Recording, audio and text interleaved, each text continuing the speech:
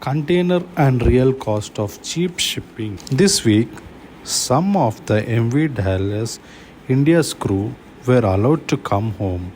This was the ship which struck and collapsed a bridge in Baltimore in March. Maritime shipping usually escaped our attention until something goes wrong. But when it goes, we are reminded how much that the world depends on it and how much global shipping depends on Indian crew. Stories about the ship food tends to focus on the luxuries of cruise, which boat of serving whatever dinners wants to close one story by a rich Texan ordering ratless snakes. The waiters unveiled while sharking rattlers from the ship's nursery, or they detailed the logistic of naval food backed by the government concert and the maritime power. The British, for example, set up naval bakeries around the world, including Madras and Calcutta, to make the hard, long lasting ship biscuits that functioning as bread on board and were critical to the rise of the maritime empire. But the marine matters more for the global economy.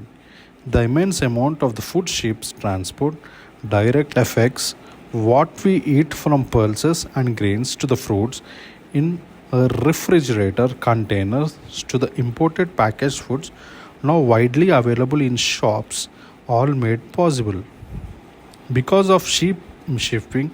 Historically, the food and the cargo ships were tribal captains had to turn a profit on voyages, so to cut cost of everything.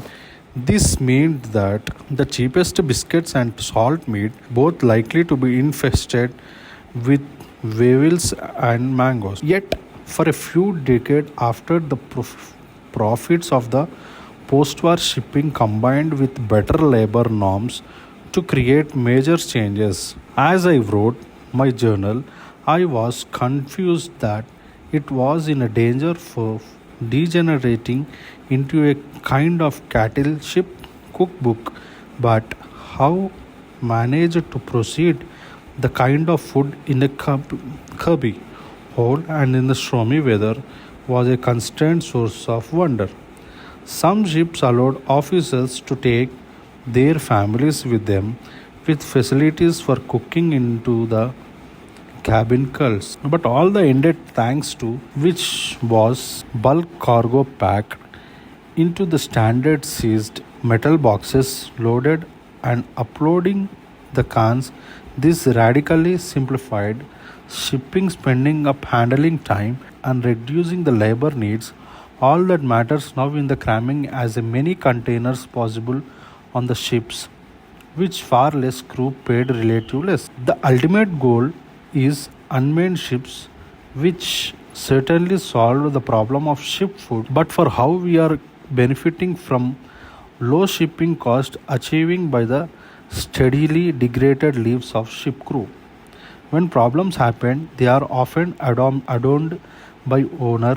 The Dal's crew are luckily to escape, but many remain stuck on the ships that funnel food around the world.